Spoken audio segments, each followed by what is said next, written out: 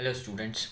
आज हम 11th BS अपने बिजनेस स्टडीज चैप्टर का थर्ड लेसन स्टार्ट करने वाले हैं, that is public private and global enterprise. Now एक एक करके स्टार्ट करेंगे, that what is public sector, what is private sector and what are global enterprises. ठीक है, so first of all we are starting with the private sector. Now नाम से ही clear है that what is private sector, a sector or a firm or an organization which is completely handled by the public privately, that is कोई individual हो गया, कोई businessman हो गया, कोई बिजनेस ऑर्गेनाइजेशन हो गया, सोल प्रोप्राइटरशिप हो सकती है या फिर पार्टनरशिप हो सकता है या फिर जॉइंट हिंदू फैमिली बिजनेस हो सकता है। जैसे कि हमने लास्ट चैप्टर में जितने भी हमने फॉर्म्स ऑफ बिजनेस ऑर्गेनाइजेशन पढ़े थे, तो उसमें हमने सोल प्रोप्राइटरशिप में क्या देखा था, a business that is completely owned by a single person, या फिर पार्टनरशिप जिसमें कुछ पर्सन पार्टनरशिप में बिजनेस स्टार्ट करते हैं, या फिर जो फैमिली बिजनेस होता है that is a joint Hindu family business. तो प्राइवेट सेक्टर में the organisations which has a complete control over the business organisation by the private individual, that is a private sector, जिसमें गवर्नमेंट का कहीं से कहीं तक कोई इंटरफेरेंस नहीं होता है, वो प्राइवेट सेक्टर कहलाता है। Now second it comes that what are public sector enterprises. Now public sector enterprises is somewhat कि ऐसा ऑर्गेनाइजेशन जिसका पूरा की पूरा कंट्रोल किसके हाथ में रहता है, गवर्नमेंट के हाथ में रहता है। अगर बिजनेस स्टार्ट होगा तो गवर्नमेंट करेगी, इसमें पैसा लगेगा तो गवर्नमेंट लगाएगी, अगर लॉस होगा तो गवर्नमेंट बियर करेगी, और अगर प्रॉफिट भी अर्न होता है तो वो भी किसके पास जाएगा, गवर्नमेंट के पास जाएगा। इसके rules regulation policies procedures methods सारी चीज़ें controlled and governed bye the government. ठीक है, तो ये दो अलग अलग सेक्टर होते हैं। ग्लोबल इंटरप्राइज क्या होता है, ये हम चैप्टर में जब आगे बढ़ेंगे then I will explain. So now we are dealing with two terms, private sector and public sector. Private sector क्या, कि जो प्राइवेट ऑर्गेनाइजेशन जिसमें गवर्नमेंट का कोई इंटरफेरेंस नहीं है और अपना बिजनेस चल रहा है, that is private sector organisation. And जिसमें पूरा कंट्रोल एंड गवर्नड किसके हाथ में है, गवर्नमेंट के हाथ में है, that is public sector. Now अब पब्लिक सेक्टर में ही अपन आगे की तरफ बढ़ते हैं। What are the features of public sector, तो एक एक करके अपन पढ़ते हैं। Capital is contributed by central state और बोथ द गवर्नमेंट्स, मतलब गवर्नमेंट सेक्टर या फिर प्राइवेट सेक्टर में जितनी भी कैपिटल इन्वॉल्व होगी, या तो वो स्टेट गवर्नमेंट देगी या तो सेंट्रल गवर्नमेंट देगी या फिर बोथ द गवर्नमेंट्स। मतलब जिस पर्टिकुलर स्टेट में वो ऑर्गेनाइजेशन है, या तो दोनों देंगे, या तो सिर्फ स्टेट देगी या तो सिर्फ सेंट्रल गवर्नमेंट देगी। नेक्स्ट इज पब्लिक वेलफेयर और social welfare is the main objective. अब यहाँ पे ये जो पब्लिक सेक्टर के ऑर्गेनाइजेशंस होते हैं ना, ये जो बिजनेसेस होते हैं, इसमें सोशल वेलफेयर और पब्लिक वेलफेयर मेन ऑब्जेक्टिव रहता है। मतलब इनका ये नहीं होता है कि सिर्फ प्रॉफिट कमाना है, पब्लिक तक प्रोडक्ट पहुंचे ना पहुंचे है, ज़्यादा प्राइस में पहुंच रहा है कम प्राइस में पहुंच रहा है, इससे कोई मतलब नहीं है, ऐसा कुछ नहीं है। ठीक है, यहाँ पर मेन मोटिव ये है कि पब्लिक का वेलफेयर होना चाहिए, सोशल वेलफेयर होना चाहिए। मतलब अगर मैं कोई गवर्नमेंट कंपनी अगर हमारे पास है, तो गवर्नमेंट का मेन मोटिव ये है कि पब्लिक का भला पहले होना चाहिए, प्रॉफिट मार्जिन हम बाद में देखते हैं। ठीक है, next management and control are in the hands of government. ये मैं बता चुका हूँ कि पूरा मैनेजमेंट किसके हाथ में रहेगा, गवर्नमेंट ऑर्गेनाइजेशन के हाथ में रहेगा। And it is accountable to the public, पूरा की पूरा मिरर किसके सामने रहता है, पब्लिक के सामने रहता है। ठीक है, ये सिर्फ और सिर्फ पब्लिक के लिए ही वर्क करती है और उन्हीं के लिए ये खोला जाता है। अब ये जो पब्लिक सेक्टर के एंटरप्राइज होते हैं ना, this are mainly comprises of two organizations, that is departmental undertaking and second is government companies। पहला department undertaking, second is government companies. अब ये होता क्या है एक एक करके देखते हैं। देखो सबसे पहले डिपार्टमेंट अंडरटेकिंग।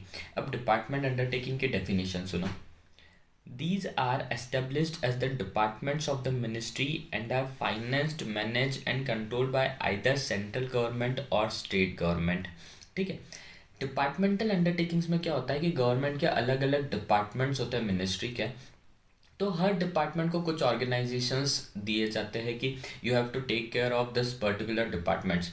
रहता गवर्नमेंट के अंडर में ही है, पैसा गवर्नमेंट लगा रही है, उनका फाइनेंशियल मैनेजमेंट, उनका टेक्निकल मैनेजमेंट और फिजिकल मैनेजमेंट, रॉ मटेरियल्स का मैनेजमेंट, जितना भी पूरी चीज़ें हैं that will be manage by the government, but वो उन्होंने डिपार्टमेंट को डिस्ट्रीब्यूट कर दिए कि ये डिपार्टमेंट है, ये डिपार्टमेंट है। तो दिस आर डिपार्टमेंटल अंडरटेकिंग्स की कौन से गवर्नमेंट के किस डिपार्टमेंट के अंडर में कौन सा ऑर्गेनाइजेशन आता है, that is departmental undertakings. Clear? जैसे फॉर एग्जांपल इंडियन रेलवेज हो गया, पोस्ट एंड टेलीग्राफ सिस्टम हो गया, कम्युनिकेशन फैसिलिटीज़ हो गई, ये this are known as departmental undertaking. This are some examples of departmental undertakings. Clear?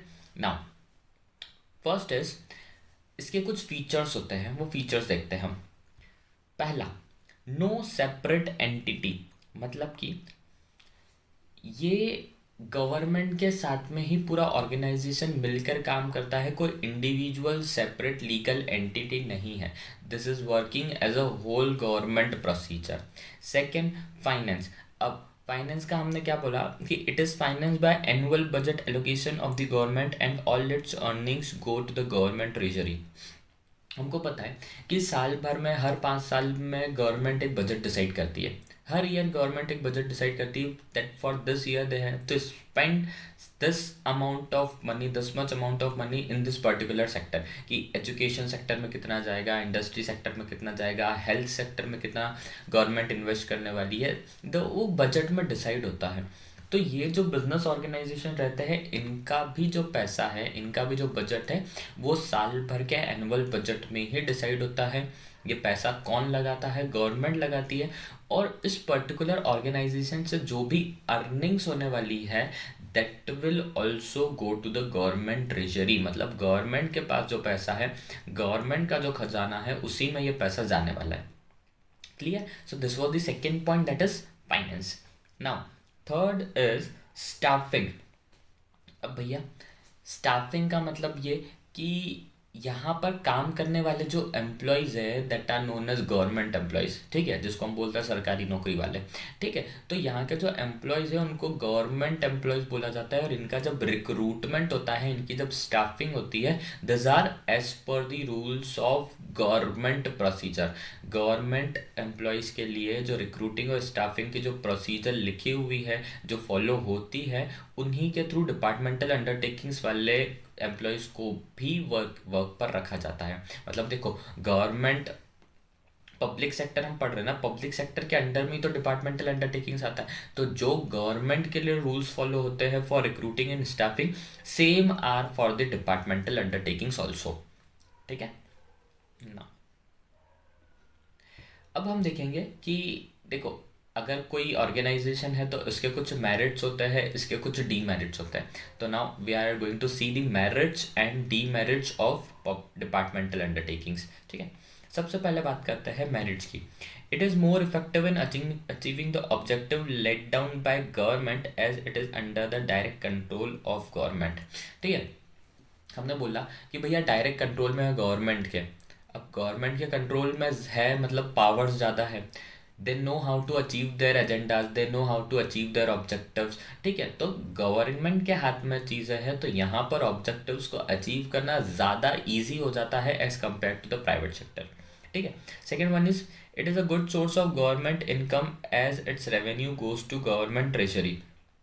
अब देखो, गवर्नमेंट कंपनी से जो भी पैसा आता है, जो भी प्रॉफिट होता है, वो गवर्नमेंट के पास जाता है। ठीक है, गवर्नमेंट आगे वही पैसा पब्लिक के लिए खर्च करती है, और गवर्नमेंट को बहुत सारे ऐसे एक्सपेंडिचर होते हैं जो पब्लिक के लिए, पुअर पीपल्स के लिए, हेल्थ फैसिलिटीज़ के लिए, एजुकेशन फैसिलिटीज़ के लिए देने पड़ते हैं। तो ये जो पैसा है ये गवर्नमेंट के खजाने में ही जाने वाला है ना। जो भी डिपार्टमेंटल अंडरटेकिंग से अर्निंग्स होने वाली है that will go to the government treasury. तो this is a good source of income for the government. Next is it is suitable for activities where secrecy and strict control is required like defense production। ठीक है, ये ज़्यादातर उन चीज़ों के लिए बहुत अच्छा है जहाँ पर सिक्रेसी ज़्यादा मेंटेन करने लगती है, या फिर पूरा कंट्रोल बहुत ज़्यादा ज़रूरी है। जैसे हमने बोला कि डिफेंस का प्रोडक्शन, जैसे कि अगर आर्टिलरीज प्रोड्यूस हो रही है, मशीन गन्स प्रोड्यूस हो रही है, बॉम्ब्स या एक्सप्लोजिव्स का प्रोडक्शन, गन्स का प्रोडक्शंस। तो यहाँ पर क्या होता है, डिफेंस के जितने भी वॉर आइटम्स रहते हैं उनके प्रोडक्शन के लिए स्ट्रिक्टनेस कंट्रोल बहुत ज़्यादा ज़रूरी है, with same frequency of the secrecy. ठीक है, उतनी ही ज़्यादा सीक्रेसी होना भी ज़रूरी है। It should be secretive that what we are producing. ठीक है, तो यहाँ पर भी डिपार्टमेंटल अंडरटेकिंग्स का बहुत बड़ा रोल होता है ना। अब इस पे आते हैं भैया कुछ demerits. Some demerits are there for the departmental undertakings. Now the first one is it suffers from interference from minister and top officials in their working।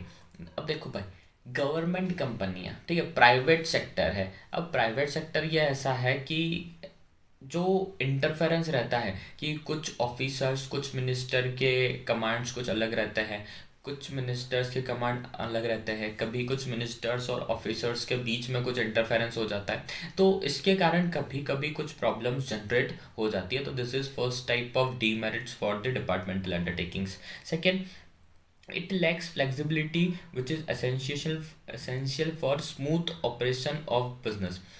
Flexibility बहुत कम होती है, एक बार जो डिसाइड हुआ है बस वही चलता है, हम उसको बार बार चेंज नहीं करते हमारे डिसीजंस को। ठीक है, next, it suffers from red tapism in day to day work. अब what is red tapism? Red tapism का मतलब डे टू डे वर्क में ये होता है कि हमेशा पार्शलिटी कहीं ना कहीं कुछ ना कुछ चीज़ों में हो जाती है। ठीक है, कि कभी मिनिस्टर्स ने साथ नहीं दिया, कभी ऑफिसर्स ने पूरा काम नहीं करा, तो जो ऑब्जेक्टिव्स हम अचीव करना चाह रहे हैं वो नहीं हो पा रहा है। ठीक है, फिर next is such organisations are managed by civil servants and government officials who may not have the necessary expertise and experience in management। ठीक है, बहुत सारी चीज़ ऐसी होती है कि गवर्नमेंट जॉब वाले जो एम्प्लॉयज़ होते हैं वो इतने ज़्यादा क्वालिफाइड, एक्सपर्ट एंड एक्सपीरियंस नहीं होते, फिर भी उनको उठा के गवर्नमेंट जॉब मिल जाती है ड्यू टू सम रीजंस। तो वो अपना उतना बेस्ट नहीं दे पाते जितने स्किल्ड लेबर की हमको ज़रूरत है, जितने स्किल्ड एम्प्लॉय की हमको ज़रूरत है उतना हमें नहीं मिल पाते। तो ऐसे कुछ ऑर्गेनाइजेशन, डिपार्टमेंटल अंडरटेकिंग्स वाले जो रहते हैं, ये जो यहाँ के सिविल सर्वेंट्स या फिर गवर्नमेंट ऑफिशियल्स रहते हैं, वो इतना ज़्यादा नॉलेजेबल, इतने ज़्यादा एक्सपर्टाइज और इतने ज़्यादा एक्सपीरियंस्ड नहीं रहते हैं। ठीक है, तो ये थे कुछ मेरिट्स और कुछ डीमेरिट्स ऑफ डिपार्टमेंटल अंडरटेकिंग्स। अब भैया यहाँ पर एक चीज़ आती है, सुटेबिलिटी। What is suitability? कि डिपार्टमेंटल अंडरटेकिंग कहाँ कहाँ के लिए, कौन से टाइप ऑफ ऑर्गेनाइजेशन के लिए ज़्यादा सुटेबल है। तो इसमें फर्स्ट है where full government control is needed. Second है where secrecy is very important such as defence. मतलब कि ऐसे ऑर्गेनाइजेशन जहाँ पर पूरी तरीके से गवर्नमेंट का कंट्रोल होना ज़रूरी है, क्योंकि अगर गवर्नमेंट का कंट्रोल नहीं होगा तो प्राइवेट सेक्टर वाले तो कुछ भी कर देंगे।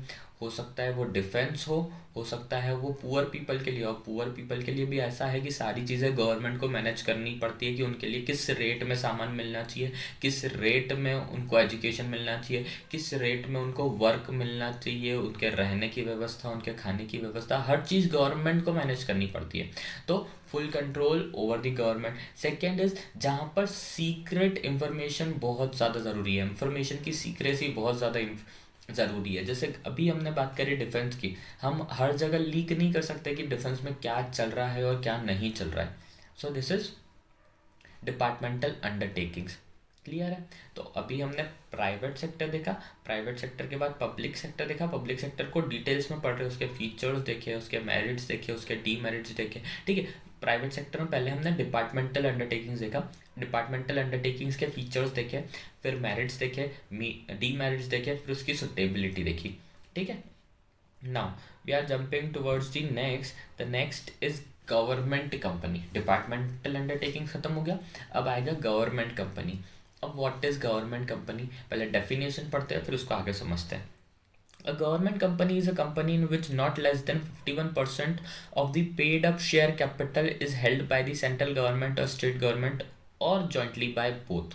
ठीक है, गवर्नमेंट कंपनी क्या होती है?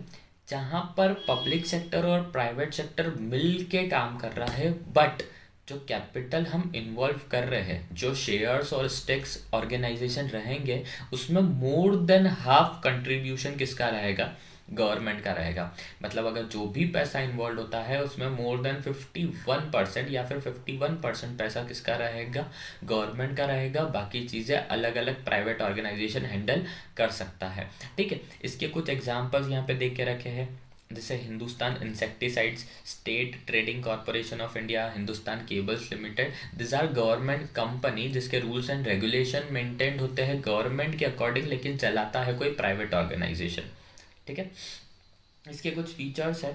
इट इज़ रजिस्टर्ड और इनकॉर्पोरेटेड अंडर कंपनीज एक्ट 1956। इसका रजिस्ट्रेशन गवर्नमेंट कंपनी किस तरीके से होती है, कि कब बनती है, कैसे बनती है, इसका रजिस्ट्रेशन कब कराया गया था? कंपनी एक्ट 1956 में। Second is management is regulated by the provision of companies act.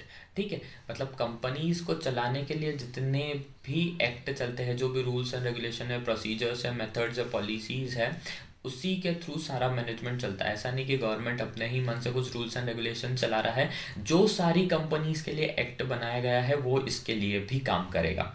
Second, employees are recruited and appointed as per the rules and regulation contained in the memorandum and articles of association। Memorandum और article of association के rules के तहत जब भी recruiting और staffing होती है तो उसकी प्रोसीजर के अकॉर्डिंग होती है।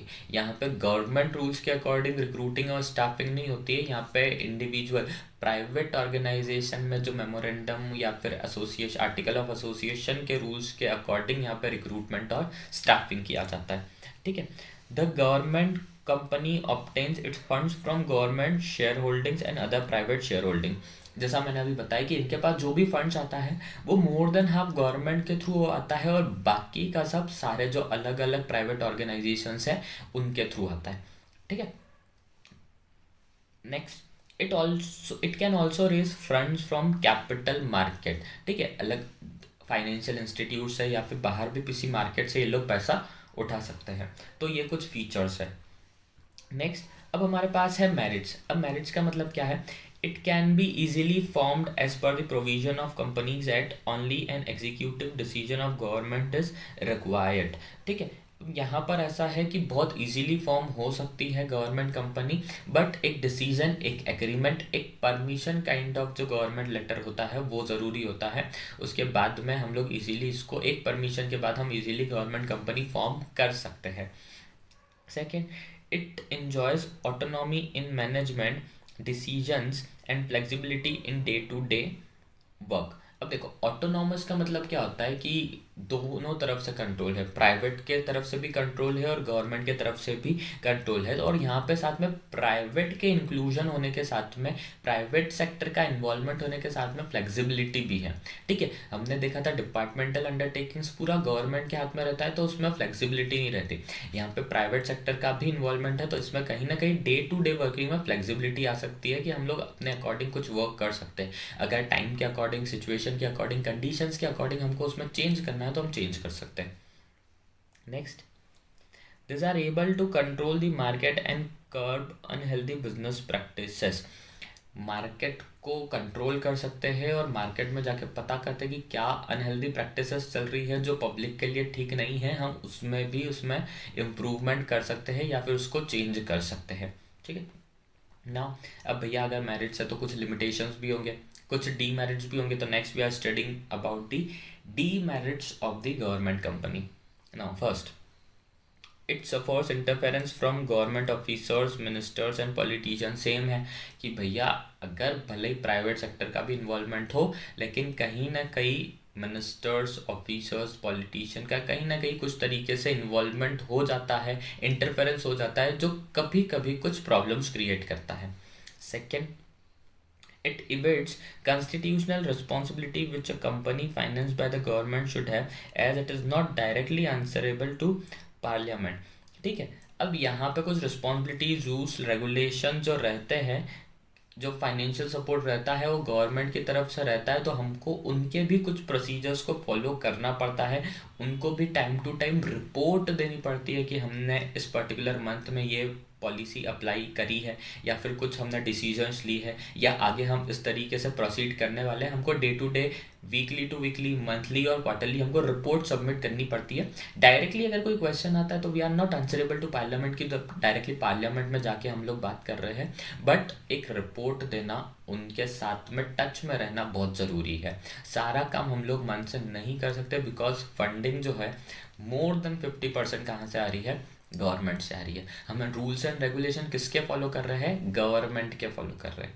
ठीक है, next, the board usually consist of the politicians and civil servants who are interested more in pleasing their political bosses than in efficient operation of the company। ठीक है, फिर से जो बोर्ड ऑफ डायरेक्टर्स रहते हैं यहाँ पे, जो हायर पोस्ट के जो पब्लिक सर्वेंट्स रहते हैं, जो हायर पोस्ट के जो एम्प्लॉयज़ रहते हैं, जो बॉस रहते हैं, वो ज़्यादातर सिविल सर्वेंट्स या फिर गवर्नमेंट एम्प्लॉयज़ ही रहते हैं, प्राइवेट सेक्टर वाले नहीं रहते हैं। ठीक है, so this are the limitations of the government company.